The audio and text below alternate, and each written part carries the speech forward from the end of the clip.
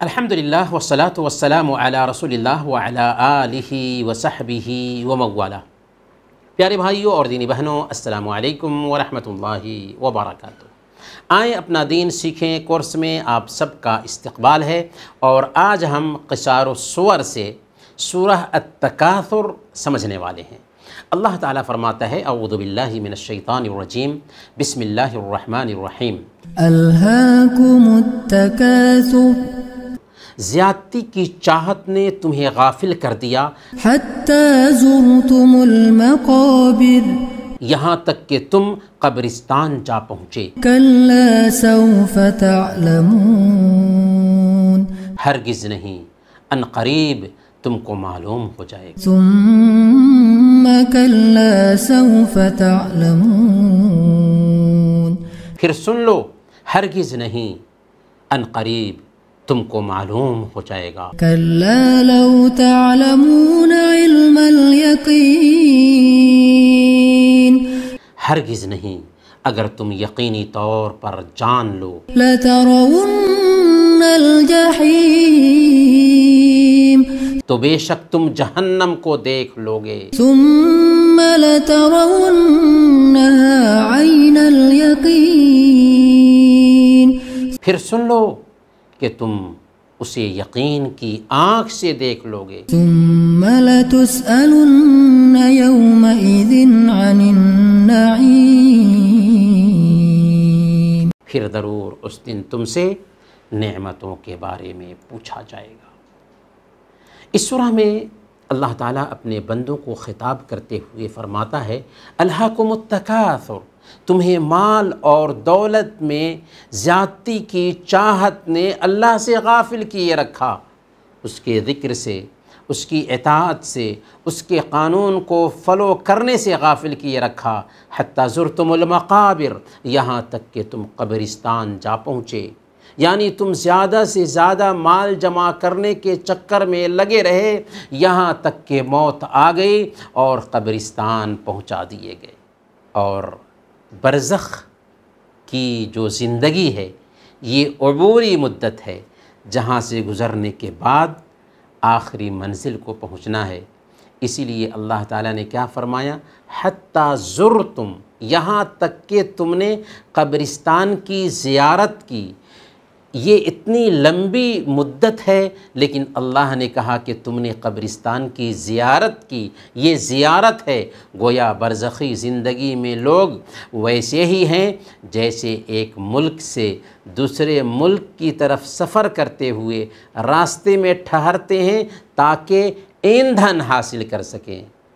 پھر اس مدت کا دورانیہ کتنا ہے، اس کا اندازہ آپ اس بات سے لگا سکتے ہیں کہ حضرت آدم علیہ السلام کے وقت سے اب تک جو لوگ بھی وفات پائے ہیں وہ کہاں ہیں، اسی برزخی زندگی میں ہیں۔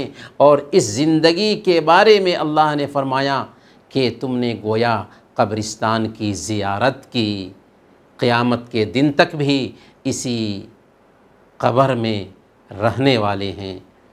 پھر برزخی زندگی میں یا اس کے بعد کے مرحلے میں کیا ہونے والا ہے، اللہ تعالیٰ نے دھمکی دی کہ انسانوں اس زندگی کو ہلکے میں نہ لو۔ کلا سوف تعلمون، ہرگز نہیں، ان قریب تم کو معلوم ہو جائے گا۔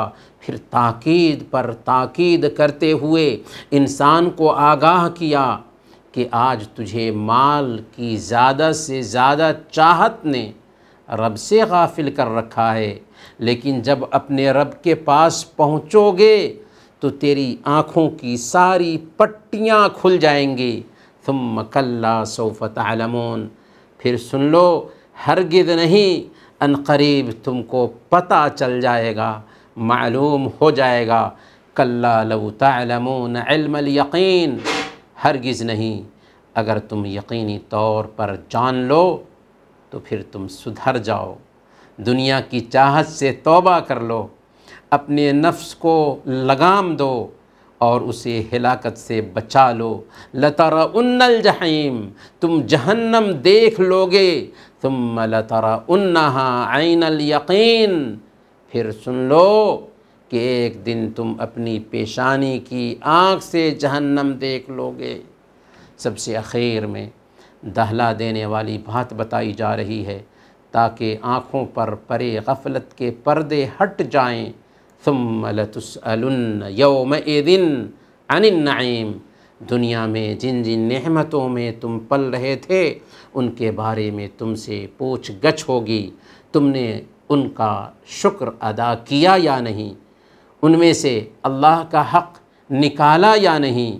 اس دن تم سے ان نعمتوں کے بارے میں پوچھا جائے گا کہ انہیں کہاں سے حاصل کیا، کہاں خرچ کیا، اطاعت میں خرچ کیا یا نافرمانی میں خرچ کیا، حلال میں خرچ کیا یا حرام میں خرچ کیا۔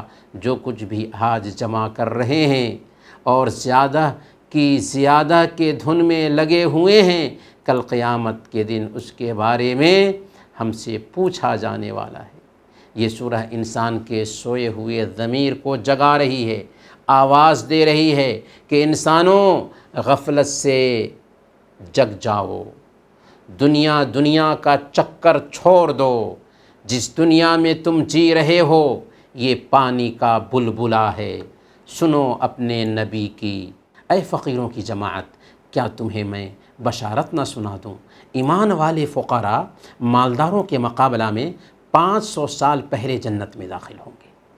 ہر ایک سے اپنے مال کا حساب و کتاب لیا جانے والا ہے، مال زیادہ ہو یا کم ہو، اللہ رب العالمین کے پاس بہرحال حساب چکانا ہے۔